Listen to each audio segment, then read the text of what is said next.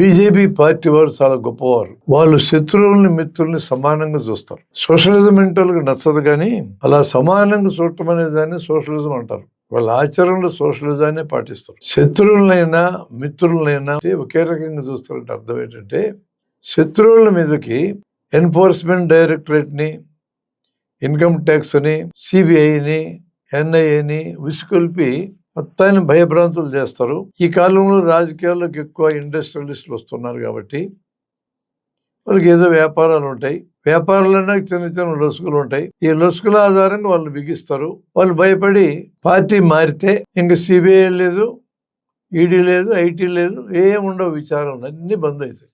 అట్లా శత్రువుల్ని రాజ్యాంగ వ్యవస్థల ద్వారా మిత్రులుగా మార్చుకుంటారు. గొప్ప కార్యక్రమం అది. ఇక మిత్రత్వం చేసినాక వాళ్ళని కొన్నాళ్ళకి మాయం చేస్తారు. శత్రువైన మిత్రుడైన ఒకటే అంటే ఇద్దరిని మాయం చేయటమే. శత్రువుని మాయం చేసి మిత్రుడిగా చేసుకోవడం, మిత్రుడిని మాయం చేసి తనలో కలిపేసుకోవడం. చెప్పాలా? అస్సాం గణ పరిషత్ ఇప్పుడు ఏది, వాళ్ళు మిత్రులుగా మారారు, లేచిపోయారు. పీడీపీ పార్టీ కాశ్మీర్లో అయిపోయింది. అకాలీదళ్ పంజాబ్లో మిత్రులు లేరిప్పుడు. శివసేన ఒకప్పుడు నంబర్ 1 అది, వాళ్ళ తర్వాతే బీజేపీ 2 ముక్కల కింద మార్చారు, 2 ముక్కలు కాదేశారు.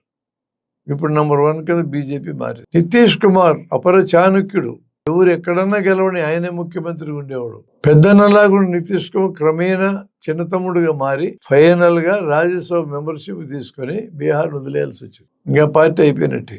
ఎన్సీపీ కొద్ది రోజులు స్నేహం చేసినందుకు దాన్ని 2 ముక్కలు చేశారు. కొద్ది రోజులు స్నేహం చేసినందుకు బిజుదల్ అయిపోయింది.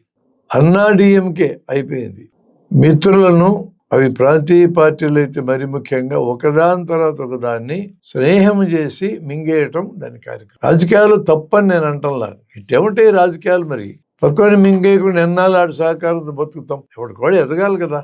ఎదిగే క్రమంలో మిత్రులు శత్రులు తేడా లేకుండా ఒకే రకంగా చూసి గొప్ప పార్టీ బీజేపీ. ఈ మిత్రులందరూ అయిపోయారు. ఇప్పుడు తాజాగా ఎవరు మిగిలారు? ఇక ఆంధ్రలో టీడీపీ ఉంది, మిత్రులు పవన్ కళ్యాణ్ గారి పార్టీ ఉంది. ఇంక మింగితే నెక్స్ట్ ఇయర్లే మింగాల. కానీ టీడీపీ పార్టీలో ఉన్న వాళ్ళు చాలా ఇంటెలిజెంట్ పీపుల్. వాళ్ళు ఏమంటున్నారంటే, సామాన్యమైన తెలివితేటలా మా చంద్రబాబు గారికి ఉన్నది, బీజేపీనే మింగేస్తాడు ఈయన, అంత సామర్థ్యం కలిగినడు, మా పార్టీని వాళ్ళే మింగుతారు అంటున్నారు.